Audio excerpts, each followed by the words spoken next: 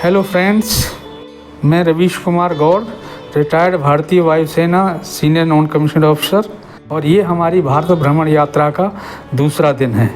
मैं और मेरे साथ मेरी वाइफ, हम दोनों ने पूरे भारत का भ्रमण करने का प्रण किया है, लास्ट रामेश्वरम तक। कल हम ग्वालियर में थे और उससे एक दिन पहले आगरा से स्टार्ट किया था।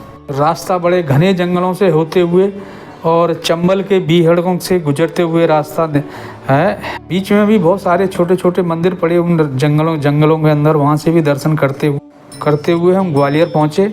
और ग्वालियर में थोड़ा किला वगैरह देखने के बाद में एकदम सुनसान जंगल और बड़े डरावने दृश्य वहाँ दिखाई देते हैं। आदमी भी मुश्किल से कोई दिखाई देगा, तो वहाँ कभी कभी आपको डर लगेगा। अगर आप इंटीरियर किसी मंदिर, छोटे मंदिर पर आप जाते हैं तो वहाँ एक डर लगेगा कि कहीं कोई दुर्घटना न हो जाए। कोई जो मंदिर आपको दिखाई दे रहा है, ये मंदिर मेन रोड से तो 3-4 किलोमीटर है, लेकिन जैसे ही हमने मेन रोड से इस कच्चे रास्ते की तराई में रास्ते पे जब आए तो हमें एक काफ़ी भयानक सा सीन लगने लगा कि कहीं वास्तव में हमने गलती तो नहीं करी।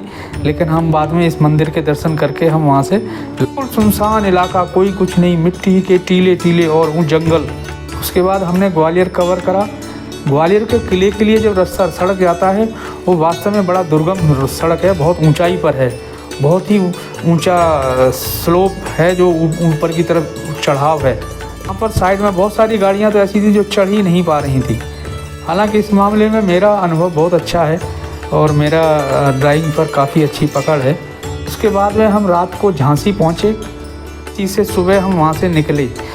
वास्तव में हमें जाना तो खजुराहो था, लेकिन ऐसे में हमने देखा कि बागेश्वर धाम का वहाँ बोर्ड लगा हुआ है, तो हमने सोचा क्यों हम बागेश्वर धाम के दर्शन करने, इतने लोग आते हैं, इतनी सारी भीड़ इकट्ठा होती है, तो हमने गाड़ी को बागेश्वर धाम के रास्ते की तरफ मोड़। झांसी के बाद का रास्ता रोड बहुत अच्छा था, डबल रोड था, बड़ी अच्छी स्पीड निकाल सकती थी गाड़ी की वहाँ, इसलिए हमने वो काफ़ी लंबा सफ़र हमने बहुत जल्दी तय करके शाम को हम बागेश्वर धाम पहुँचने वाले से पहले आया कि हमारे एक दोस्त के रिश्तेदार बागेश्वर धाम में रहते हैं, तो हमने उनका नंबर लेकर उनको फ़ोन किया और उनसे लोकेशन मांगी। तो शायद सोच रहे थे कि अभी आने की तैयारी कर रहे हैं, 1-2 दिन लगेंगे, लेकिन हम वहाँ 1 घंटे बाद ही उनके पास पहुँच गए।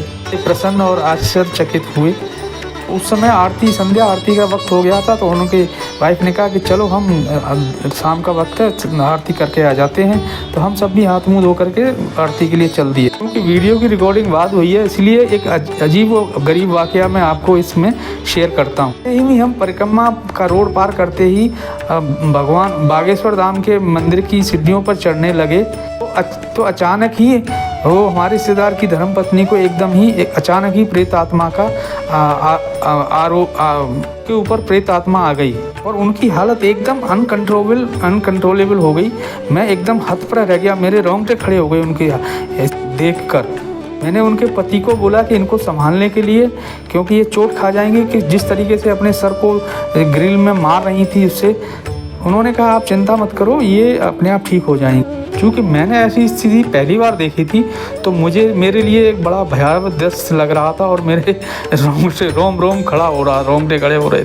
क्योंकि बागेश्वर धाम में इन सब चीज़ों का इलाज होता है और उन लोगों का वहाँ सेटल होने का ये भी एक कारण था। जब से वो बता रहे थे बागेश्वर धाम में हम आए हैं, तो इनकी स्थिति काफ़ी कंट्रोल में है और बहुत सही। उसके बाद हम ऊपर मंदिर में चढ़ते गए और धीरे धीरे उनकी हालत भी नॉर्मल होती गई। और ऊपर जाने के बाद हमने बाबा के दर्शन किए और आरती में हिस्सा लिया। और बहुत भीड़ हो रही थी, बहुत ही, इस समय रात के समय भी इतनी भीड़ थी वहाँ पर जिसका कोई ठिकाना नहीं। और वहाँ से प्रसाद लेकर हमने वापस प्रस्थान किया। क्योंकि बागेश्वर धाम में अभी ऐसा कोई इंफ्रास्ट्रक्चर नहीं डेवलप हुआ है ताकि वहाँ लोग रह सकें, तो हमने निश्चय किया कि हम रात को गाड़ी में ही विश्राम करें, लेकिन वो ऐसा संभव नहीं लग रहा था। तो क्योंकि वहाँ अगल बगल में नए कंस्ट्रक्शन के काम चल रहे थे, तो फिर हमने ये निश्चय किया कि हम थोड़ा पीछे जाएंगे और वहाँ पर होटल ढूंढ के हम देखते हैं रात को सोने के लिए। क्योंकि हमें कल ड्राइव भी कर, करीब 1 किलोमीटर दूर जा कर के हमें एक रूम की व्यवस्था हुई और हम वहाँ सुबह रात को सोए और सुबह उठ के जल्दी हम नहा धो करके तैयार होकर दोबारा उन सज्जन के पास पहुँच गए, क्योंकि उन्होंने कहा था कि सुबह जल्दी आना है, क्योंकि सुबह की आरती में जाना है। तो इस तरह हमने सुबह की आरती में दर्शन किए और वहाँ से हमें वहाँ से फिर अगले तीसरे दिन हमें जाना था ओरछा धाम होते हुए खजुराहो। तो हम वहाँ से उसी समय करीब वहाँ से 10 बजे हम निकले और आगे का रास्ते के लिए। ये यात्रा आपको कैसी लगी प्लीज़ अवश्य लिखें और लाइक और शेयर भी करें। धन्यवाद।